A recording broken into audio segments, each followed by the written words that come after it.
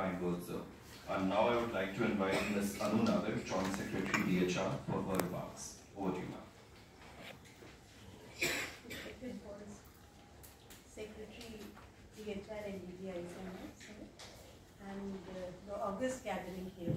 I must say that it was envisioned very nicely, sir, when you all thought that there was a need for a portal wherein, or a mechanism wherein all the innovators could come and kind of fulfill their dreams and also the dream of Atmanirbhar Bharat. So this has been a very good start. And I remember that when this portal was launched by Honorable HFM, he was very happy. And he said that, is this the place where I can now send all the innovators who come to me? So he was so relieved and happy, and it has really fulfilled the pathway that it was designed to take. So I would like to talk about HTA now, the Health Technology Assessment Program that we have in Department of Health Research.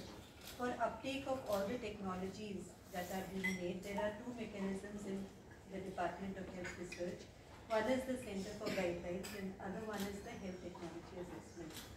Health Technology Assessment provides a cost-effective basis for technologies, helping the policymakers and the implementers to uptake these technologies that come up into their programs. Believe me, it has been wherever we have gone for state consultations and sensitizations, all the secretaries have been very excited, and they tell us that where were you before?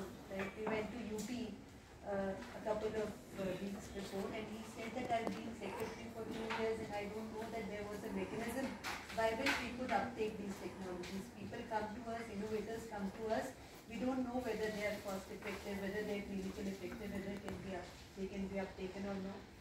So we are moving full on into that direction. And also he gave a suggestion that whatever technologies are there should be also put on the GEM. And you should also tell us the way they are procured. So we are also moving in that direction. So to all the innovators, we could always tell them that there is also a mechanism for uptake of these technologies. And the program has really, the 8 months shows lots of achievements. And I would also like to echo your sentiment, where I would say that only one technology has actually reached the HTA, but mainly the issue has been that we have not been able to tell them or sensitize them that there is a need for evidence for HTA to be done.